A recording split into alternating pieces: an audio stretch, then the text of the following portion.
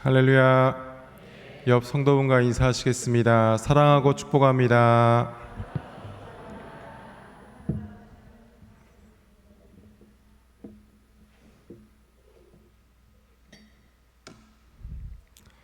화면에 신기술을 썼다고 하는데요, 처음이시라 좀 어색하셔도 적응하시기 바랍니다. 무슨 영상시대에 맞춰서 저희가 나날이 발전하고 있습니다. 오늘 수요 말씀 강좌 가운데 오신 여러분을 주의 이름으로 환영합니다. 오늘 오신 여러분들에게 하나님이 주신 은혜와 평강이 가득하시기를 간절히 바랍니다. 오늘 큐티 세미나 두 번째 시간으로, 지난주에는 담임 목사님께서 큐티에 대해서 개괄적인 말씀을 해주셨다면, 오늘부터는 부목사님들이 3번에 걸쳐서 큐티를 진행하는 실제적인 방법들에 대해서 세미나를 진행하겠습니다. 저는 큐티 실행 중에서 준비 기도와 본문 읽기 부분을 맡았습니다. 그래서 오늘 혼밥의 시대, 혼묵의 신앙이라는 제목을 가지고 같이 은혜를 나눠보도록 하겠습니다. 여러분, 혼밥이 뭔지 아십니까? 1인 가구가 늘어나고 개인주의적인 세상이 오면서 누군가와 같이 밥 먹는 것보다 혼자 밥 먹는 것을 더 선호하면서 식당에 가서도 혼자 밥을 먹고, 집에서도 혼자 먹고, 학교에서 혼자 먹고, 이렇게 혼자 먹는 것을 혼밥이라고 합니다.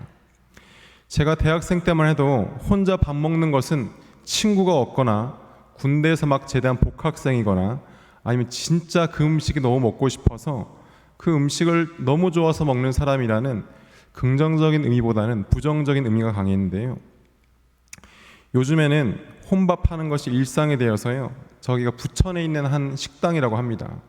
식당인데 4인석도 아니고 2인석도 아니고, 심지어 벽을 보고 TV를 보면서 마음 편하게 혼자 먹으라고 1인석을 비치한 식당입니다. 음식과 단둘만이 존재하고 오직 나의 건강과 맛을 위해서 음식의 맛을 묵상하면서 음식에만 집중하는 일상적인 모습이 된 것입니다. 옆에 보시면 혼밥 레벨 테스트가 있습니다. 이게 뭐냐면, 혼자서 어느 정도까지 음식을 먹을 수 있는가? 제가 이걸 깜짝 놀랐어요. 9레벨이 있는데 제가 7개를 다 해본 거예요. 편의점에서 혼자 먹고, 푸드코트에서 혼자 먹어봤고, 패스트푸드, 분식집, 중국집, 유명 맛집까지 먹어봤는데, 제가 도저히 패밀리 레스토랑에서는 왜 혼자 먹는가를 모르겠지만 이것도 있답니다. 술은 제가 안 마시니까, 그런데 이제 레벨 8이 고깃집인데요, 전 고깃집을 많이 갔거든요. 너무 신기했습니다. 내가 혼밥을 많이 하고 있구나. 저는 소위 말하는 고기파입니다. 생선 먹을래, 고기 먹을래 하면 저는 고기를 먹습니다. 제가 처음 사역을 시작했던 세연교회에 은평구에 있는 구파발 쪽에 있었는데요, 그쪽에 고깃집이 엄청 많은 거예요. 거기 주변에 고기 잡는 곳이 좀 많이 있다고 하더라고요. 중등부 아이들한테 처음 가가지고 야, 뭐 먹을래 하면 보통 뭐 돈가스, 떡볶이 이러는데, 애들이 다 삼겹살에 돼지갈비 막 이러는 겁니다. 그래서 제가 애들을 데리고 가면 자기들은 절대 고기를 안 구워요. 제가 다 구워줘야 되는데, 제가 처음 고기를 굽다 보니까 막 삼겹살이 막 안 익고 막 돼지갈비 어떻게 구워야 될지 모르겠는 거예요. 그래서 제 마음 가운데, 그래, 내가 고기를 한번 잘 구워봐야겠다는 거룩한 부담감이 막 생겼습니다. 그래서 혼자 고깃집에 가가지고 고기를 2인분을 딱 시켜서 혼자 고기 굽는 걸 연구를 하기 시작했어요. 어떻게 하면 가장 고기를 맛있게 구울 수 있을까? 또 비싼 집에 가면은 직원들 와서 고기를 막 구워주거든요. 그럼 유심히 보고 있다가 1인분 더 주세요. 제가 또 막 실습을 막 해보고 했습니다. 그러면서 제가 이제 연구를 한 결과, 삼겹살은 15mm에서 20mm 정도로 잘랐을 때 제일 맛있습니다. 그리고 3번 뒤집어야 돼요. 딱 처음 올려놓고 밑에가 약간 탈 정도로 구운 다음에 한 번 뒤집어요. 그리고 약간 탈 정도로 구운 다음에 잘라가지고 한 번만 더 구우면은 안에 육즙이 딱 모여 있어가지고 절대 육즙이 새지 않습니다. 그리고 소고기는 적당히 익으면 바로 뒤집어야 돼요. 또 적당히 익으면 바로 빼야 됩니다. 그래서 자른 다음에 익히는 것을 본인이 스스로 조절해 드시라고 딱 놔드리면 제일 좋아하십니다. 그리고 숯이 있거나 숯불에 할 때는 숯향을 고기에 배게 해야 되기 때문에 다 구운 다음 한번 숯에 둘러주면 숯향이 배게 됩니다. 그리고 양념갈비는 타기 때문에 빨리빨리 타지 않게 구워주는 것이 또한 포인트입니다. 그런데 여러분, 이런 것들을 제가 아무리 말로 설명을 해드려도 말로 설명할 수 없는 애매한 부분들이 있습니다. 어느 시점에 뒤집어야 되는가? 불판인가? 아니면 가스불인가? 숯불인가? 고기 두께는 얼마나 되는가? 고기가 얼마나 물에 적셔져 있는가? 아니 말라 있는가? 얼은 고기인가? 생고기인가? 이 모든 것들이 다 달라서 미묘한 차이는 도저히 말로 설명할 수 없고 직접 고기와 대화를 하면서 묵상해 봐야 알 수 있는 것이 분명히 있습니다. 오늘 큐티 세미나인데 여러분들 요리 세미나인 줄 아시지 마시기 바랍니다. 제가 고기 굽는 나만의 방법을 알게 된 이유는 혼자 고기를 구워서 혼자 먹어보면서 정말 이 고기가 어느 때 가장 맛있는가를 봤기 때문이에요. 그런데 여러분, 혼묵도 마찬가지입니다. 혼묵이 무슨 말인지 아십니까, 여러분? 혼자 묵상하는 것. 여러분 역시 똑똑하십니다. 혼자 묵상하는 시간, 하나님과 내가 1대1로 만나서 대면하는 시간, 이 혼묵의 시간이 있어야 우리가 성경 말씀이 꿀송이처럼 달다라는 것을 이해할 수 있습니다. 많은 사람들과 함께 예배를 드리는 그 듣는 순간에도 분명 우리는 말씀의 은혜를 받을 수 있지만 그 대중적인 모임의 시간은 목사님 혹은 말씀을 대언하는 분을 통해서 잘 정리된 은혜의 말씀을 저희가 듣는 거예요. 그런데 혼자 묵상하는 시간은 내가 직접 그 말씀을 먹어보면서 하나님과 내가 1대1로 만나는 순간입니다. 그런데 혼자 묵상하는 것도요, 말로 표현할 수 없는 미묘한 무언가가 있습니다. 하나님께서 성경 말씀, 누구나 다 성경을 볼 수 있는데 어느 순간에 내 삶과 딱 맞아떨어지는 말씀을 주실 때가 있을까요, 없을까요? 분명히 있습니다. 그런데 그거는 도저히 말로 설명할 수가 없는 거예요.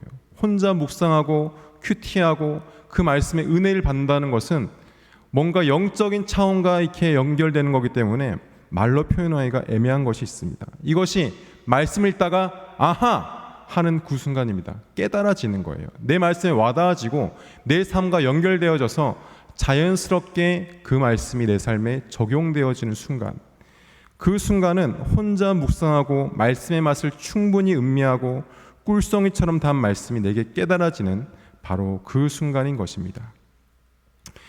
그래서 혼묵의 신앙, 여러분들 혼묵을 제일 열심히 한 성경의 대표 주자가 바로 다윗입니다. 다윗은 아침마다 들에 나가서 혼자 묵상하고 양을 치면서 혼자 묵상하고 또 묵상하면서 수많은 시편을 썼고요. 이 119편은 막 100절이 막 넘어가요.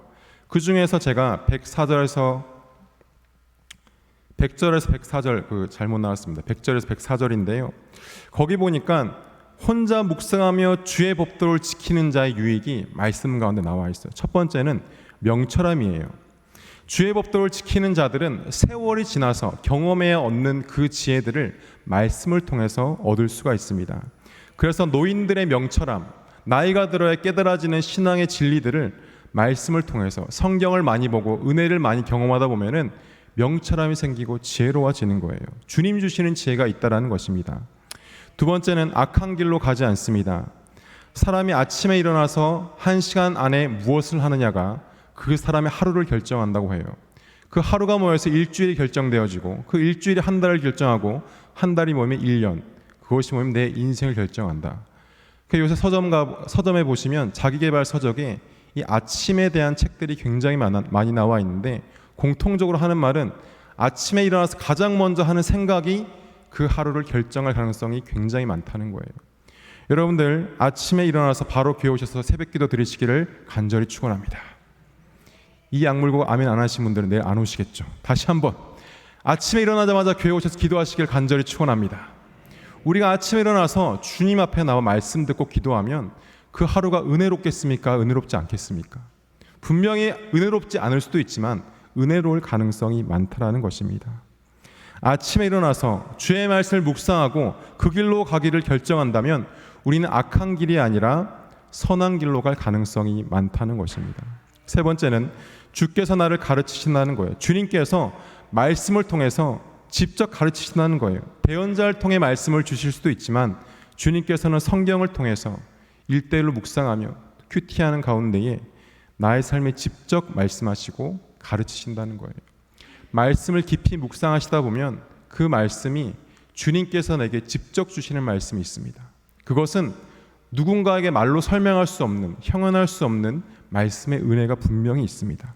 그래서 그 말씀은 네 번째로 말씀이 꿀송이보다 더 달게 됩니다. 그러면 우리는 말씀이 꿀송이보다 더 단 경험을 하게 되는 거예요. 그 경험을 한 사람은 또 묵상해서 또 그 맛을 보고 싶고 또 묵상하고 또 묵상하고 그러면서 점점 그 말씀을 묵상하는 맛에 빠져가게 되는 것이죠. 그러면서 우리가 어떻게 되냐면 다섯 번째로 모든 거짓 행위를 미워하게 됩니다. 점점 하나님의 뜻에 가까워지면서 하나님의 그 의에 닮아가게 되고 선하시고 공의로우신 하나님의 그 성품을 닮아가게 되는 것이죠. 그러면 모든 거짓 행위를 미워하게 되는 것입니다. 여러분, 혼묵하고 싶지 않으십니까? 한번 혼묵에 맛들리면은 얼마나 혼자 묵상하는 게 좋은지 우리가 말씀 읽는 그 맛을 이제 계속해서 찾게 된다는 것이죠. 사랑하는 성도 여러분, 하나님 말씀을 묵상하시면서 혼자만의 시간을 가지고 나아감으로 그 혼묵이 주는 유익을 경험하시기를 간절히 바랍니다. 그래서 우리는 오늘 그렇다면 큐티할 때 처음에 준비 기도를 하는데요. 무엇을 기도해야 될까? 네 가지가 있는데 우리 다 같이 한번 읽어보겠습니다. 첫 번째, 시작. 분주하고 복잡한 마음, 세속적이고 악한 생각들로 방해받지 않도록. 두 번째, 영적인 눈이 열리고 마음이 착하고 좋은 밭이 되도록. 세 번째, 나에게 주시는 말씀의 씨앗을 잘 찾고 묵상하도록. 네 번째, 자신을 발견하고 하나님의 뜻에 순종하도록. 이게 무엇이냐면 큐티하기 전에 딱 기도하려고 앉았는데 창세기부터 요한계시록까지 전 세계를 위해서 기도할 수도 있지만 큐티를 할 때는 오로지 내게 주실 말씀을 기대하면서 그 말씀에 주실 은혜를 위해서만 기도하시라는 거예요. 그래서 여러분들 기도하실 때 지금 이 시간 내 마음을 말씀에 집중하게 하시고 그 말씀에서 씨앗을 잘 찾게 하시고 그 말씀해 주신 은혜를 내가 순종하게 하여 주시옵소서. 그 말씀을 기대하는 것만 기도하시는 거예요. 그래서 우리는 묵상하기 전에 주님 앞에 나아가야 되는데 제가 군대 이등병 시절에 말씀이 너무 읽고 싶었습니다. 큐티도 너무 하고 싶은데 보통 이등병은 혼자 놔두질 않아요. 밥 먹을 때도 누가 옆에 있고 씻을 때도 누가 옆에 있고 심지어 화장실 가는데 옆에 서 있어요. 싹 지켜보고 있습니다. 얘가 무슨 짓 다른 짓 안 하나. 제가 너무 힘들었습니다. 항상 무리 속에 있다 보니까 항상 이 큐티하고 기도하고 그런 신학생이다가 군대 가니까 그럴 시간이 없는 거예요. 너무 답답했습니다. 말씀을 묵상하고 싶다. 한 2주일 성경책을 못 보니까 혼자 있고 싶다. 혼자 기도 얼마나 힘들어 이등병 때 막 기도하고 싶다. 막 그 생각이 드는 거예요. 어느 날 아침에 화장실에서 큰일을 보고 있는데 딱 생각이 떠올랐어요. 그래, 화장실에서 큐티를 하면 되겠다. 이등병의 일과는 아침에 일어나서 씻고 밥 먹고 청소하고 근무 나가기 전까지 한 30분 가만히 앉아있는 시간이 있습니다. 그때 저는 큰일을 보러 간다 그러고 10분씩 꼭 갔어요. 큐티책을 들고 딱 앉으면 일단 조용해요. 옆에서 힘주는 소리랑 물에 뭔가 떨어지고 약간 감탄사가 나고 구수한 냄새가 나긴 하지만 그래도 너무 좋은 거예요. 앉아가지고 10분 동안 기도하고 묵상하고 그랬던 기억이 있습니다. 조용하게 하나님 말씀을 들을 시간과 장소를 내가 선별하는 것이 중요합니다. 너무 시끄러운데 하나님께 집중하여 기도할 수가 없잖아요. 너무 정신 산만한데 하나님께 나아갈 수가 없잖아요. 우리는 하루에 10분이라도 단 5분이라도 시간과 장소를 떼어서 주님께 집중할 수 있는 상황을 만드는 것이 중요합니다. 그래야 우리가 기도도 할 수 있고요. 묵상도 할 수 있고요. 주 앞에 나아갈 수가 있는 것입니다.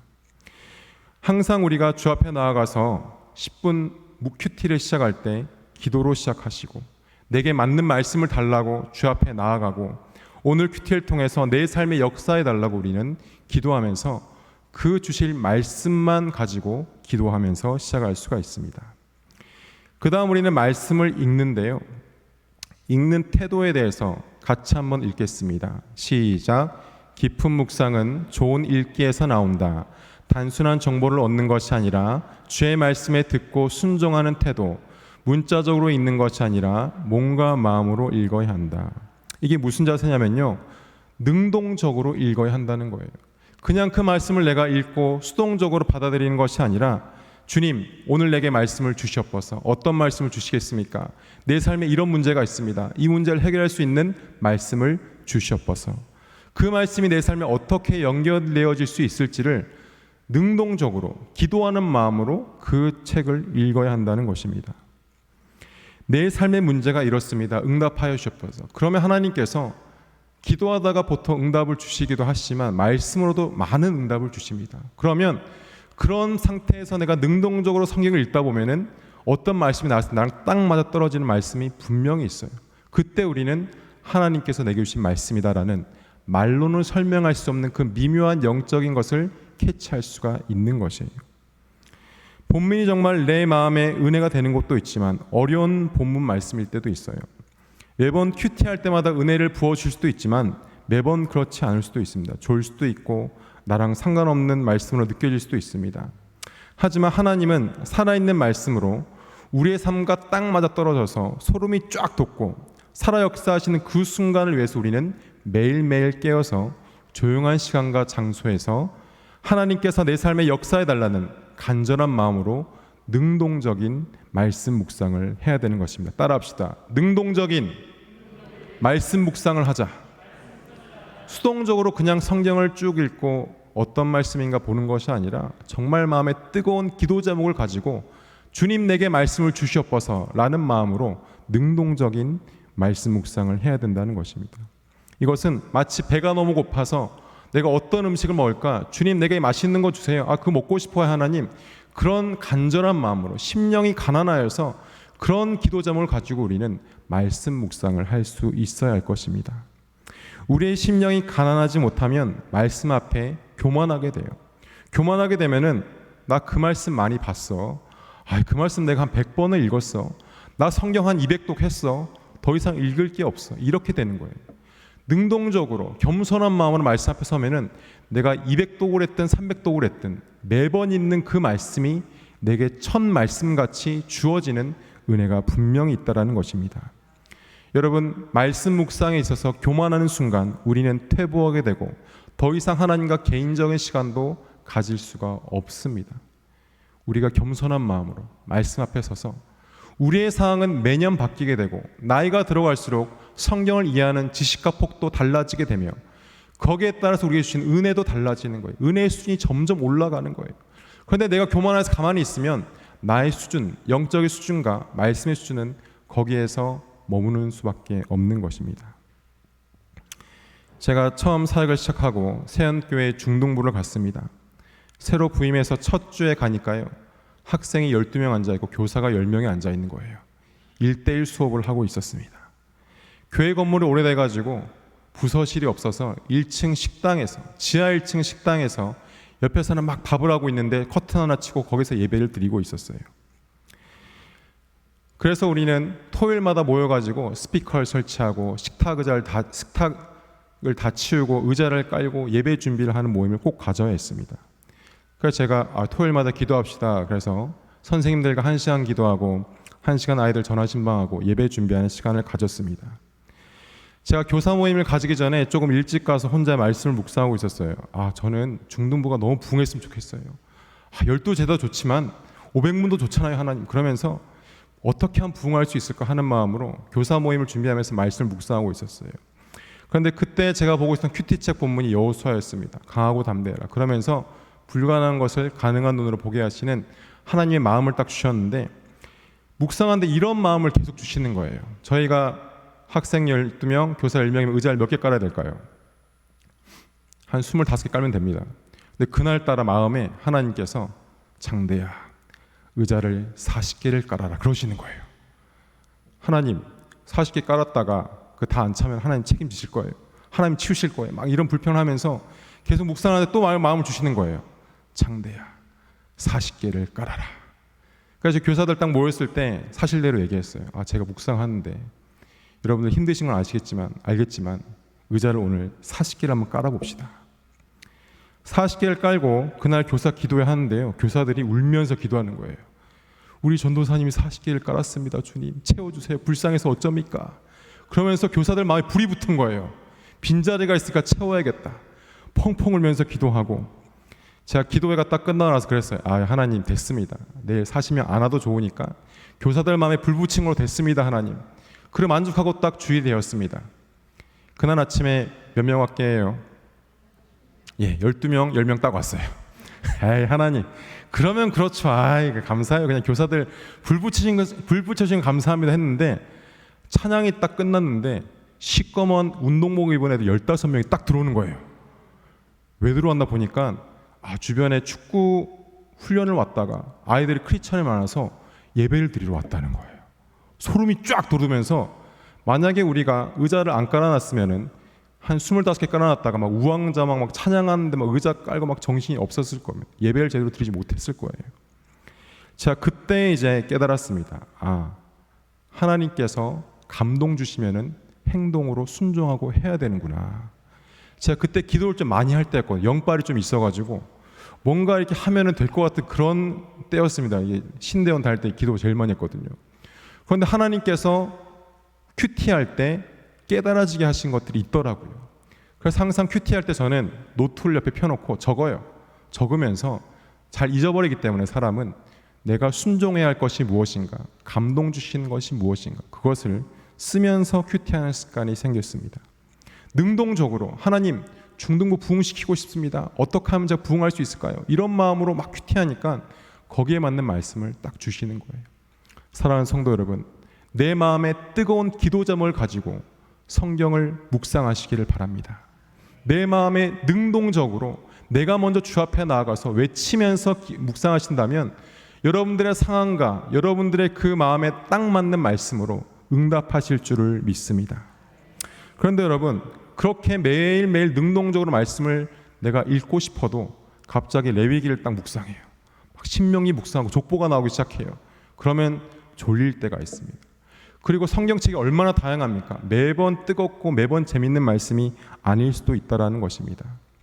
그래서 우리는 읽는 방법에 있어서 시대적 배경과 성경의 장르를 잘 파악을 해야 됩니다. 첫 번째가 역사서라는 것이 있습니다. 실제로 일어났던 일들과 실존했던 인물들에 대한 기록이 있고요. 앞에 보시면 이러한 책들이 바로 역사서입니다.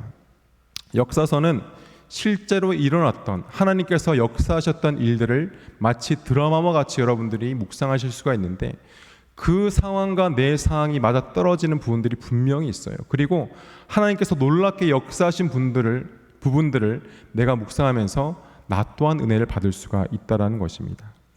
그리고 시가 서가 있습니다. 이것은 시와 문학 작품으로 저자의 정서에 동감하고 참여하는 것이 중요합니다. 이게 무슨 말이냐면, 욥기나 시편이나 잠언 전도 아가서는 굉장히 비유적으로, 아니면 나의 마음을 담아서, 그리고 굉장히 수려하고 아름다운 문체로 쓴 것들이 많이 있습니다. 그러한 것들은 내가 이것은 시구나, 이것은 아름답게 쓴 것이구나 하는 마음으로 그 작가가 그 시를 쓴 배경이 무엇인가, 그리고 동기가 무엇이고 이 시가 어떤 상황에서 적용될 수 있는가, 그것을 보면서 우리는 묵상할 수가 있습니다. 그리고 예언서가 있습니다. 예언서는 선지자가 하나님 말씀과 왕과 백성들에게, 하나님의 말씀을 왕과 백성들에게 대언한 것이에요. 그래서 보통 현재 잘못되어지고 있는 것들을 책망하고 미래를 경고하는 그런 말씀들이 많이 있습니다. 그래서 우리는 예언서를 볼 때는 과연 이 예언서가 어떤 상황에서 하나님이 백성들에게 주셨나, 그리고 어떠한 문맥적인 것들이 있는가를 잘 파악을 하셔서 시대적인 배경, 상징, 은유, 풍유, 수사법에 유의해서 우리가 묵상한다면 더 많은 은혜를 받으실 수가 있습니다. 밑에 있는 이런 책들이 바로 예언서에 속한 책들입니다. 그리고 서신서가 있습니다. 이 서신서는 사도들이 교회에 보낸 편지로 된 글이에요. 그러다 보니까 각종 교리, 권면사항, 그리스도인으로서 어떻게 살아가야 되는가, 이런 것들이 많이 쓰여져 있습니다. 보통 우리가 서신서를 보면은 하나님께서 그 교회의 상황에 맞는 말씀들을 많이 주세요. 이단이 있으면 이단에 대한 말씀들, 그리고 교회 분란이 있으면 당짓는 거에 대한 말씀들, 이러한 것들이 그 교회의 상황을 나타내주고 있는데, 여러분들이 그러한 것들을 잘 유의해서 보시면 서신서를 통해서도 은혜를 많이 받으실 수가 있습니다. 이렇게 책마다 다른 장르로 쓰여진 것을 우리가 알 수 있는데, 그 장르가 다른 책들을 읽을 땐 우리 또한 그 책이 어떤 장르에 속해 있는지를 알고 접근하는 것이 중요하다는 것입니다.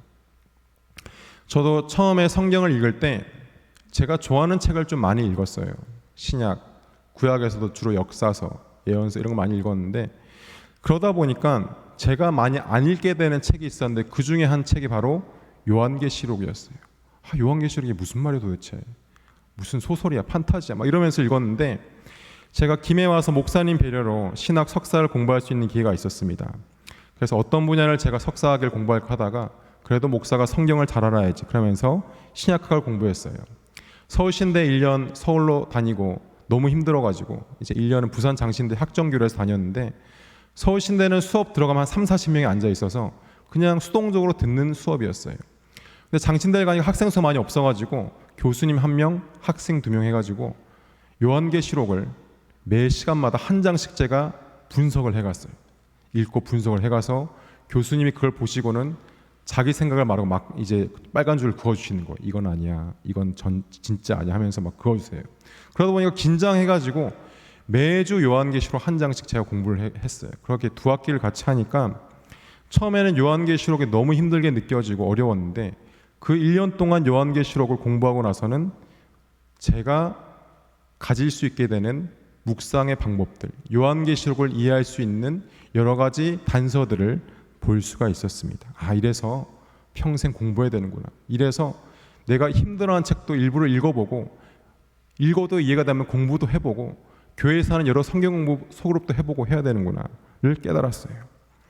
우리가 오래 신앙생활하고 내가 정말 영적인 어떠한 많은 것을 가지고 있다 하더라도 우리가 하나님 말씀을 파고 또 파도 그 말씀은요 계속해서 나오는 생명수와도 같습니다. 똑같은 구절을 10번 읽고 100번 읽어도 그때마다 주시는 다른 은혜가 있다라는 것입니다.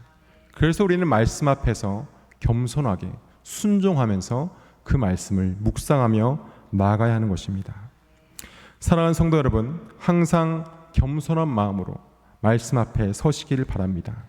그리고 내가 좋아하는 책만 묵상하지 마시고 좀 읽기 힘들고 어려운 책도 일부러 한번 묵상해 보시면서 다양한 장르의 책들을 내가 한번 그 맛도 내가 봐야겠다 하는 마음으로 묵상해 보시기를 바랍니다. 그래서 우리가 그 기도로 준비하고 본문을 읽을 때에 저는 이제 본문 읽기까지만 하는 거예요. 다음 주에 이하리 목사님께서 그 다음 순서를 잘 준비하고 계십니다. 본문 읽기까지 제가 여러분에게 드리는 결론은 주제문을 내가 작성하는 거예요. 주제문을 작성하는데 요새 큐티책이 너무 잘 돼 있어가지고 그게 다 써 있어요. 써 있어서 그 주제문을 작성하고 말씀의 씨앗을 찾는 게 중요합니다. 여러분들 그 앞에 있는 글을 한번 다 같이 읽어보겠습니다. 피해야겠네. 한번 읽어보겠습니다. 시작. 본문의 주제와 맥락에서 벗어나지 않도록 주제문을 작성해야 한다. 그 주제문을 통해서 오늘 말씀에서 나에게 주시는 정확한 메시지를 파악할 수 있어야 한다. 묵상이란 마음밭에 떨어진 말씀의 씨앗을 발화시키고 자라게 하고 열매 맺게 하는 것이다. 우리는 그 열매를 찾아내어 기록해야 한다. 그래서 오늘 말씀의 주제가 무엇인지 여러분들이 파악하시고 그리고 써야 되는 거예요. 내게 주시는 그 묵상의 포인트가 무엇인가, 내가 능동적으로 나의 지금 기도 제목과 상황에 맞는 말씀이 무엇인가, 그러면서 우리는 그 말씀의 씨앗을 발견할 수 있어야 되는 거예요. 이거구나. 이게 오늘 나와 딱 맞아떨어지는 말씀이구나. 이 말씀이 오늘 나에게 주시는 것이구나.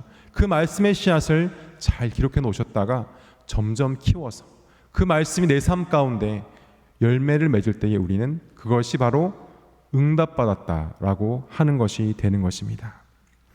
여러분들 기도하고 본문을 겸손한 마음으로 묵상하시면서 여러분의 말씀 묵상의 지경이 더욱 넓어지시기를 바랍니다. 그래서 큐티 하실 때에 기도하시고 본문을 읽으실 때 오늘 제가 여러분에게 말씀드린 이것들이 도움이 되어서 여러분들의 말씀 묵상의 지경이 더욱 넓어져서 그 씨앗을 발견하시고 내 삶과 이어져서 풍성한 열매를 맺으시는 여러분들 되시기를 간절히 축원합니다. 기도하겠습니다. 사랑의 하나님 감사합니다. 오늘 우리는 혼밥의 시대, 1인 가구가 증가하고 코로나로 인해서 집에서 혼자 있어야 되고 교회 나갈 수 없는 상황에도 하나님 말씀을 가까이 할 수 있는 혼목의 신앙에 대해서 같이 나누었습니다. 우리가 기도할 때에 말씀에 받을 은혜를 위해서 먼저 기도하게 하시고, 본문을 읽을 때에 다양한 장르의 말씀들을 그 말씀의 씨앗을 발견하기 원하는 능동적인 마음을 가지고 그 본문을 읽어 내려갈 수 있도록 지혜를 허락하여 주셨어서, 그래서 우리를 명철하게 하시고 악한 길로 가지 않게 하시고, 주께서 직접 나를 가르쳐 주시며 말씀이 꿀성보다 더 달게 되어서 모든 거짓 행위를 미워하며 선한 길로 갈 수 있도록 우리를 인도하여 주셨어서, 다음 주에 계속되어지는 큐티 세미나를 통해 코로나 시대에 나 혼자 있는 상황에서, 교회를 내가 갈 수 없는 상황 가운데에서도 주의 말씀을 묵상하며 은혜 가운데 바로 서게 하시고, 더욱더 내가 영적으로 성장하는 겸손한 마음으로 나아가는 우리 모든 성도를 될 수 있도록 인도하여 주시옵소서. 감사드리며 예수 그리스도 이름으로 기도드립니다. 아멘.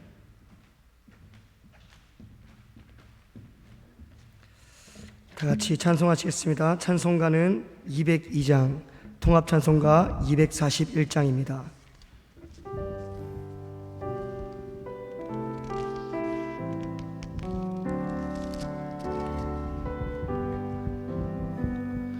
하나님 아버지 주신 책은 귀하고 중하신 말씀일세, 기쁘고 반가운 말씀 중에 날